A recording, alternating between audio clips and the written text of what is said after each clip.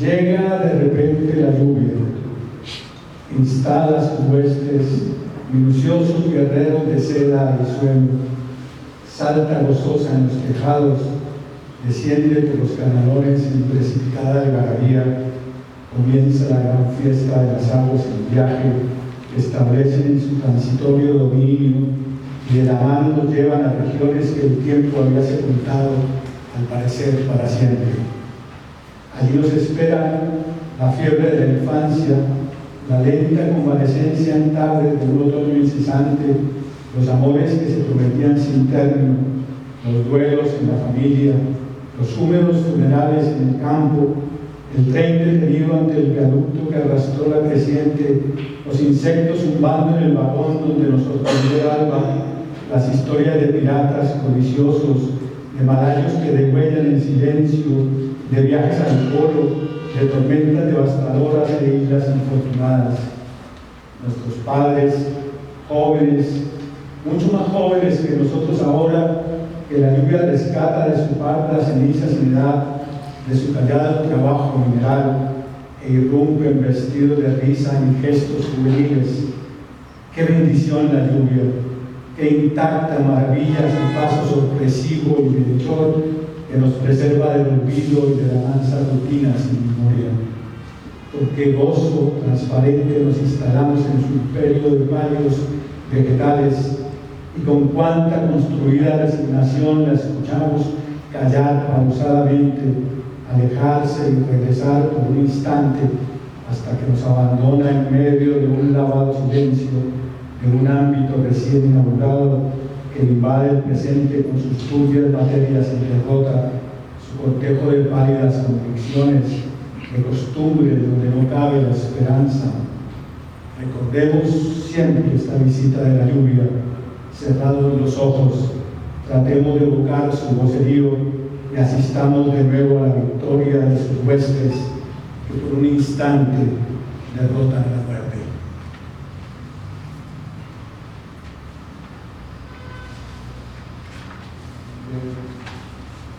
Quiero agradecer especialmente a Leticia Luna, porque cuando le comenté la idea del homenaje a nuestro querido Álvaro Mutis, nos ofreció prestamente su espacio, el espacio que dirige, y pensé que era algo muy natural, que en la casa de Mario Paz, de Octavio Paz, le rindiéramos un homenaje a Álvaro Mutis, puesto que son dos de los grandes poetas de nuestra lengua, y sobre todo porque fueron amigos, y en ese sentido es muy importante estar acá, recordándolos a ambos, rindiendo homenaje a Álvaro Mutis.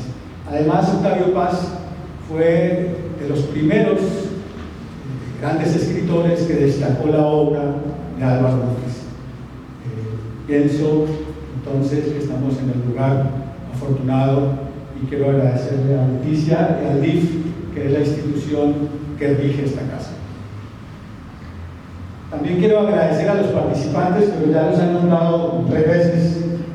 Todos los participantes son amigos de Mutis, evidentemente lectores y amantes de la obra de Mutis, han escrito sobre Mutis, le han dedicado textos a Álvaro Mutis, han recreado su obra en el caso de la música, Marcela, y en ese sentido estamos acá en comunión alrededor de la presencia de Álvaro Mutis, en reunión amorosa alrededor de la literatura y Álvaro Mutis.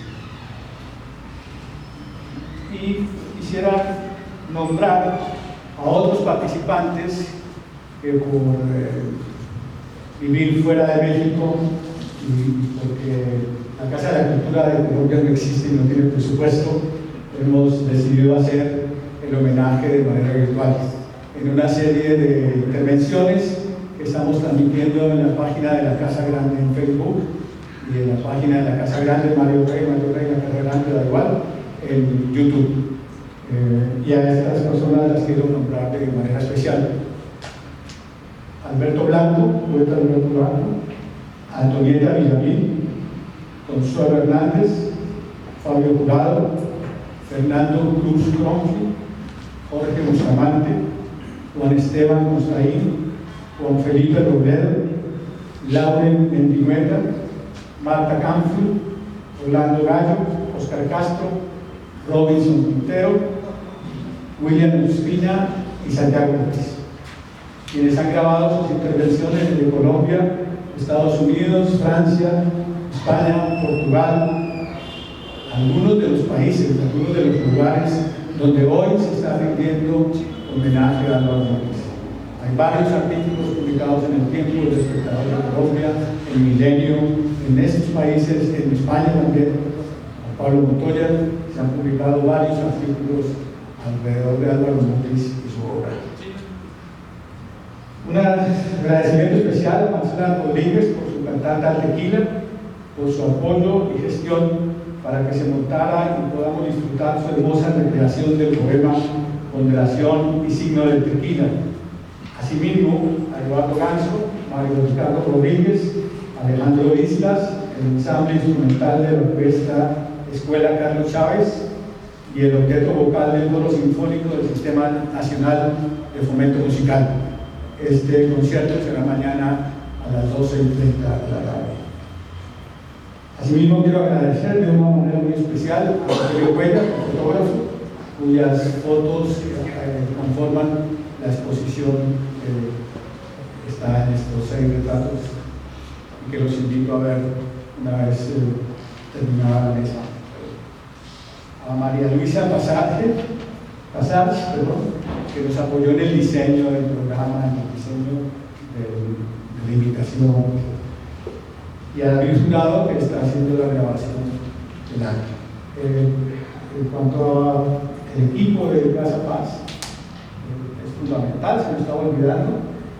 Un agradecimiento muy especial a Alberto Herrera, a Mónica Hernández y en general a todo el equipo de Casa Mariló y Casa Paz. A todos los asistentes, pero de manera muy especial a Carmen Mutis. Gracias a todos ustedes. Hoy, en amorosa comunión, recordamos y rendimos homenaje a nuestro querido y admirado Álvaro Mutis.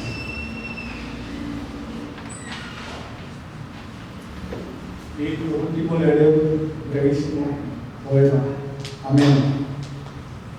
Que te acoja la muerte con todos tus sueños intactos, al retorno de una furiosa adolescencia, al comienzo de las vacaciones que nunca te dieron, te distinguirá la muerte con su primer aviso, te abrirá los ojos a sus grandes aguas, te iniciará en su constante brisa de otro mundo. La muerte se confundirá con sus sueños, con tus sueños, y en ellos reconocerá los signos que antaño fuera dejando, como un cazador que a su regreso reconoce sus marcas en la brecha.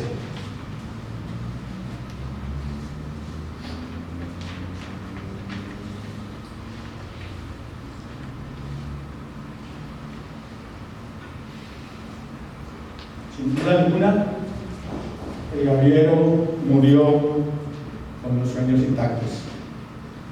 El tema de la muerte ocupó un espacio central en la obra de Mutis, quien repetía que uno muere el día que muere la última persona que lo recuerda, evocando la idea de los abuelos en El pájaro azul, obra que fuera a ver varias veces con su padre. Gracias a la belleza universal de sus textos, a la riqueza y sabiduría de sus mensajes, Álvaro Mutis seguirá vivo durante siglos. Celebremos, pues, su primer centenario. Buenas tardes a todos. Qué bueno sentirse bienvenidos. Yo digo que tenemos mientras dure y estar juntos y poder homenajear a este querido amigo. Yo conocí a Álvaro cuando nos reuníamos con Alberto Isaac. Lo había visto algunas veces antes, pero nos empezamos a ver cuando nos reuníamos para ver películas con Alberto Isaac, que era director de CONACYT, y obviamente él invitó a Álvaro Mutis, a Bravo, a Gabriel Ramírez, a toda la gente que tenía que ver con Emilio García Riera. Y nos reuníamos todos los fines de semana a ver películas y a comentarlas después. Y de ahí nació esta fraternidad con Álvaro. En esa época estaba yo preparando una exposición para el Museo de Arte Moderno que se llamó Versiones y Perversiones. Y yo le había pedido a Guillermo Sheridan que me hiciera la presentación del catálogo. Y estando también presente Álvaro, me dijo: yo también te hago algo. Entonces escribió un libro que nunca se publicó, que probablemente se pueda ahora pensar en publicarlo, de 12 escorios para las batallas de San Romano, evocadas por Bernardo Cohen. Y entonces traigo aquí unos cuantos, no les voy a leer los 12 escorios, les leeré con voz, y que fueron los que me escribió Álvaro para eso.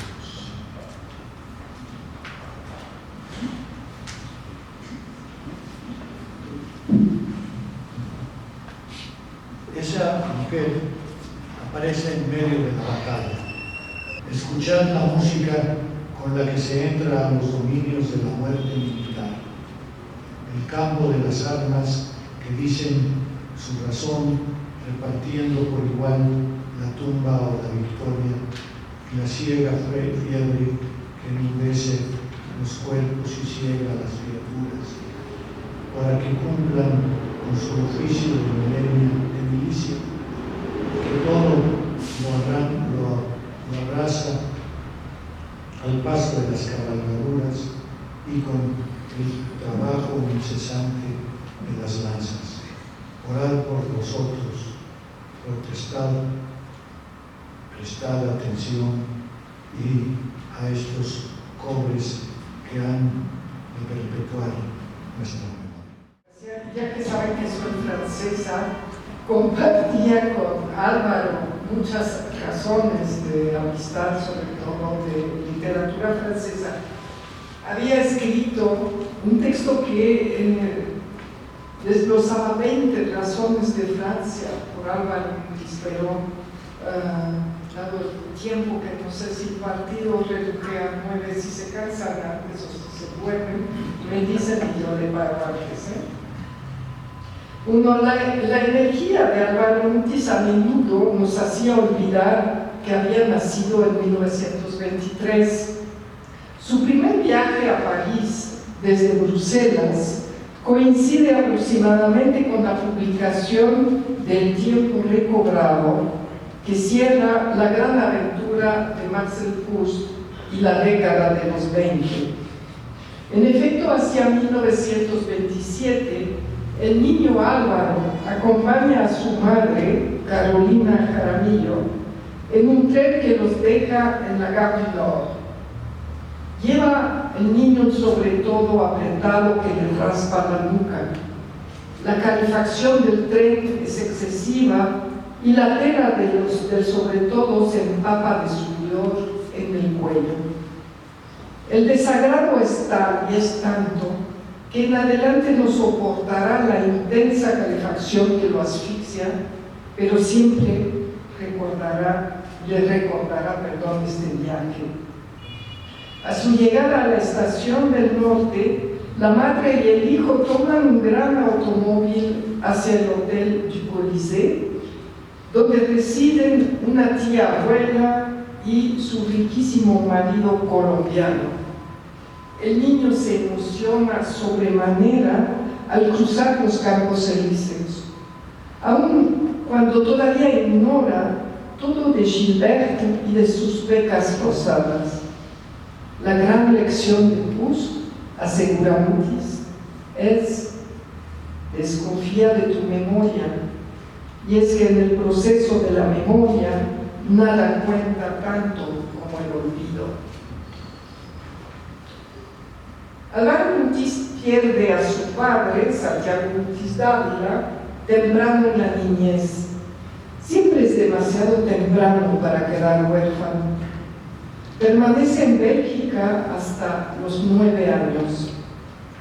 Lo cito: no es que Europa tuviera un prestigio particular por ser Europa, era mi mundo, un mundo de amigos, de referencias, de calles, de idiomas, de gustos que formaban parte esencial de mi niñez. Nunca me lo había planteado, pero pensaba que allí iba a vivir el resto de mi vida. Me encantaba Colombia, pero Colombia era una aventura, un viaje del cual regresaba. Aún después de haber conocido el paraíso en la finca de Coelho, tiene un sueño recurrente.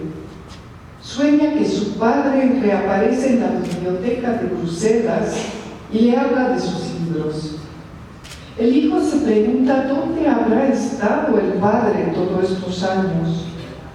La visita le produce alegría y tristeza a un mismo tiempo, pues se da cuenta de que no se trata de un regreso, sino tan solo de una conversación a la distancia, como cuando uno visita a un enfermo. Entonces, son las palabras de Álvaro, entonces más bien le cuenta que ha seguido leyendo a Chateaubriand, a Saint-Beuve y a Michelet. 3.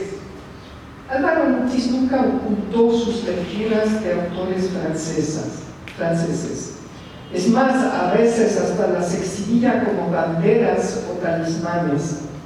Algunos críticos han rastreado sus páginas con el objeto de husmear la influencia de determinados autores franceses o de otras tradiciones en su obra. Es mal entender lo que significan los escritores de su predilección para la obra del colombiano. Toma el ejemplo más socorrido de Conrad para aclarar, y lo cito: yo fui el primero en subrayar la importancia que tuvo para mí la lectura de Conrad desde mi adolescencia, pero la gente entiende mi influencia de Conrad como una voluntad de copia, como si yo dijera: voy a escribir como escribe Conrad. Yo no entiendo así la influencia, obviamente. Eso es una forma muy elemental y primaria de pensar al respecto. La importancia de una influencia es que suscita dentro de nosotros que suscita dentro de nosotros con elementos nuestros propios. Las comparaciones y los paralelos, las identidades y los rechazos que suscita en nosotros. Nadie había hablado de la influencia más fuerte en mí. Corté esto, caos de páginas.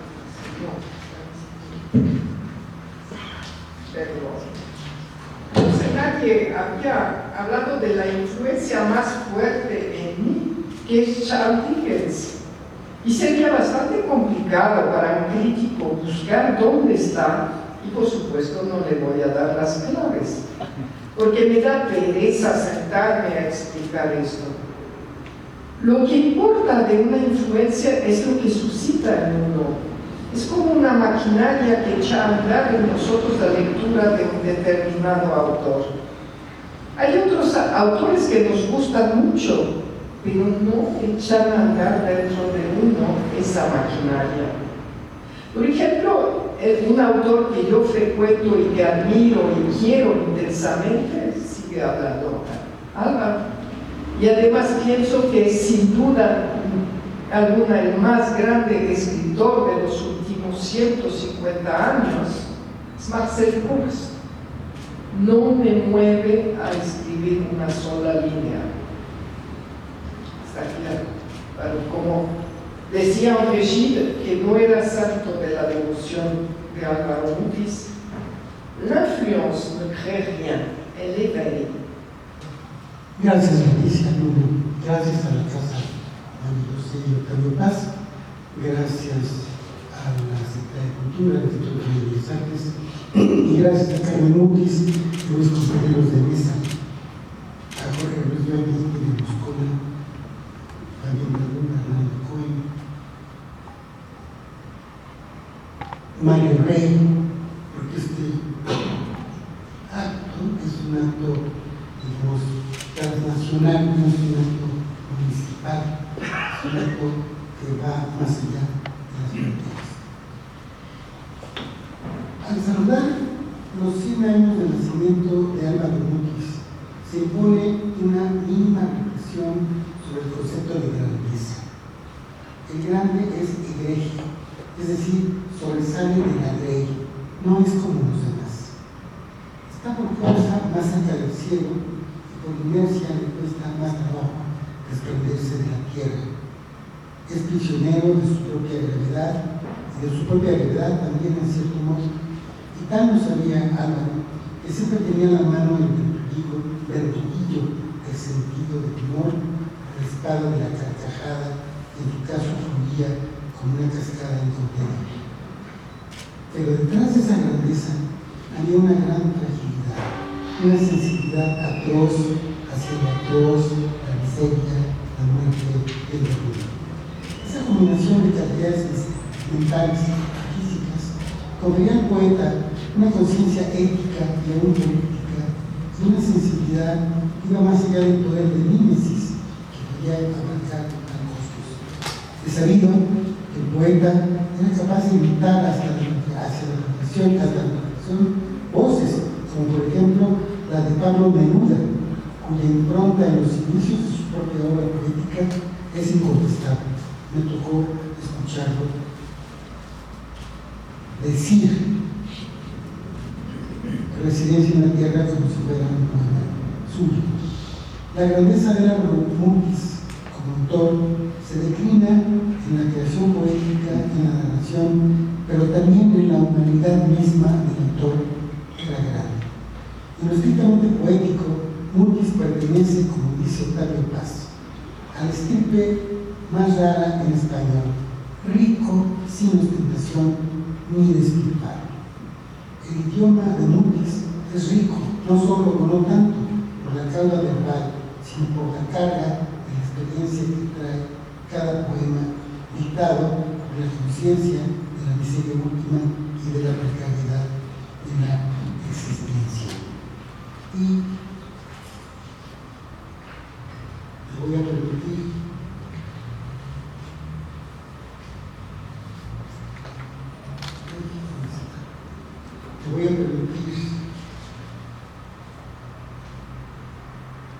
leer algo que ya leí mal. Amén. Que te acoja a la muerte con todos tus sueños intactos, al retorno de una curiosa adolescencia, al comienzo de las vacaciones que nunca te dieron.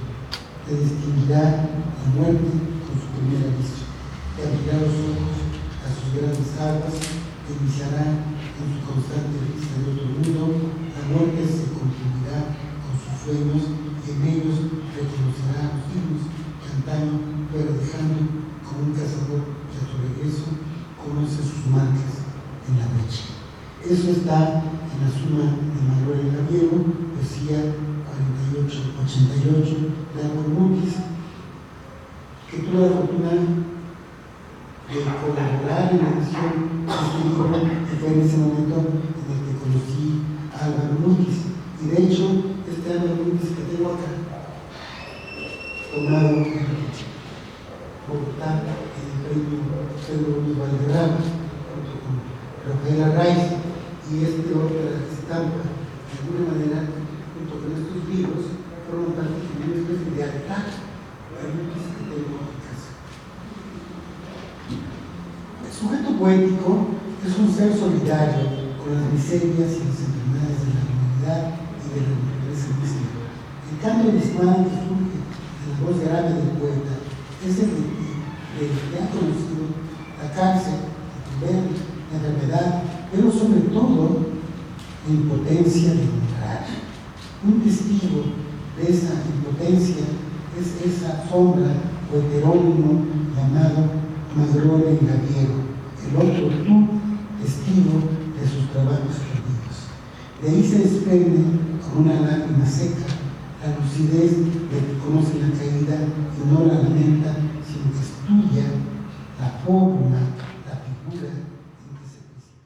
La virtualidad de la existencia es el origen de la obsesión por el viaje perpetuo, navegación existencial de un Macron asediado por el caos, las resonancias del engaño y el delirante suceso cotidiano.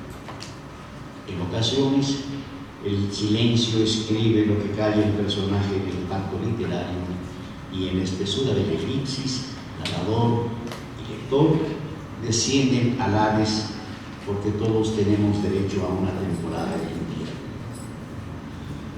Mutis está vigente de manera paradójica frente a los signos de nuestro tiempo, a pesar de su atracción por la historia. Esto porque los temas implícitos en su poesía y narrativa se enfrentan a esos elementos que nuestro mundo efímero y disolvente: la modernidad y su racionalidad instrumental, los efectos de la técnica sobre la cotidianidad, la fugacidad de las relaciones y los valores, el sentido mismo de la existencia ante percepciones y creencias sobre el origen o el tránsito por el mundo. Puedo decir, sin temor de ser linchada, que hoy en la revista Nexos se publica una serie de testimonios sobre Álvaro. Me impresionó muchísimo que cierra ese conjunto de testimonios el de José Emilio Pacheco, a donde, entre otras cosas, dice que invitaba semanalmente a comer al poeta Francisco Cervantes y a Ignacio Solares, que hoy es velado, cuando Álvaro Mutis, hombre de siglo. Me impresionó. La memoria involuntaria, no obstante, es una maga díscola que no admite presiones. Es ella quien escoge la hora y el lugar en que habrá de suceder el milagro. Samuel Beckett. Bueno, lo mío es más testimonial que analítico. Cuando Nicolás, el nieto de Álvaro y Carmen, tenía unos 3 años, mi hija seguramente tendría 10. Le encantaba jugar con un resorte que al balancearse entre una y otra mano hacía un equilibrio malabar formando un arco iris en movimiento. Cuando Álvaro vio a Natalia con el dichoso juguete, lo quiso probar. Por suerte Natalia estaba de buenas y se lo prestó, aclarándole que solo se lo daba 5 minutos. Entre sus 2 manos temblorosas, Álvaro se dispuso a crear la magia y soltó una de esas expresiones sonoras tan típicas de cuando estaba contento. ¡Qué maravilla, viejo! Por esa época ya lejana, un personaje memorable trabajaba de vez en cuando conmigo. Valentín, un mensajero más que singular. Era hijo de un viejo comunista. Tenía la cara picada por un acné severo y le faltaban algunos dientes. Sabía hablar y leer ruso, era rubicundo, de ojos muy azules que a veces daban miedo.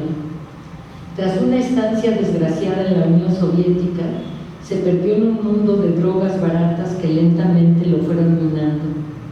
Una mañana le pedí que fuera a San Jerónimo a llevarle a Álvaro aquella espiral del arco iris para su nieto. Es el único que ha llevado las anécdotas al nivel de la obra maestra. Y quiero contar una que me vino a la cabeza con unas palabras de Fabián Bradou. Cuando yo tenía 13 o 14 años, asistí a una conferencia acompañando a mi padre sobre Baudelaire de Álvaro Mutis. Y el principio de esa conferencia me parece deslumbrante y todavía lo recuerdo 50 años después, que Álvaro dijo: mi amigo Juan Espinaza me ha pedido que hable en esta escuela que él dirige, y lo único que me pidió es que no hablara de Napoleón, que hablara de otra cosa. Por lo que quiero hablarles de Baudelaire. Baudelaire escribió un poema, y lo leyó en francés y lo leyó en español, y acto seguido dijo: y obviamente en este poema se refiere a Napoleón. Y siguió hablando una hora de Napoleón. También ocurrió que al salir de esa conferencia yo estaba verdaderamente fascinado, y mi padre me dijo: es uno de los grandes escritores de nuestra lengua. Yo legitimé mi admiración con esa frase. El problema es que unos 15 días después, caminando por la zona rosa, también con mi padre, vino hacia nosotros un señor absolutamente estrafalario, con sombrero, con capa, que pasó y yo volteé a ver, y mi padre me volvió a decir: es uno de los grandes escritores de nuestra lengua, Juan José Arriola. Y pocos días después conocí a Gabriel García Márquez, y mi padre me dijo la misma frase. Y entonces yo decidí que ser un gran escritor de la lengua era muy fácil. Ya después comprobé que no era verdad. Por cierto, Gonzalo, hacía mucho que no nos veíamos. Qué gusto que estés aquí. Gonzalo López García Márquez. Hace 100 años nació Álvaro Montes. Hace 10 murió. No le hubiera gustado la geometría de las cifras, pero sé, porque su vitalidad es un rasgo evidente en su escritura, que tampoco le debió gustar morir. La muerte, inevitable, es por eso, por inevitable, me lo dijo alguna vez, aún más molesta. Hay escritores que incluso en su reflexión sobre la caducidad del tiempo, sobre la condición efímera del hombre, sobre nuestra mortalidad, hablan sobre la vida. Mundis es de ese estilo, incluso en sus momentos más melancólicos. Por ejemplo, su mirada sobre la historia. En ella encuentra la gran novela escrita por el demiurgo, el destino o el azar. Y sí, la historia es una novela y hay que juzgarla como obra de arte y no como pragmatismo del poder. Así, Mundis, como Macron, es una figura profundamente contradictoria, o mejor, paradójica, y es en ese diálogo de la contradicción que consigue su coherencia. Cuando él empezó a escribir, allá por los años 40, principios de los 50, la poesía tenía dos figuras tutelares: Pablo Neruda y Juan Ramón Jiménez, y de manera subterránea César Vallejo. Mundis, sin embargo, que los leyó, y los leyó muy bien, era distinto, y más allá de los puntos de contacto con unos o con otros, era un lobo solitario. O para usar un arquetipo de una autora que admiraba mucho, Ernest Lundgren, un guardabosques. Y es ese guardián del sentido, nos habla desde los claros del bosque de María Zambrano, desde la orgullosa lucidez del poeta, distinto de las otras claridades y de alguna manera.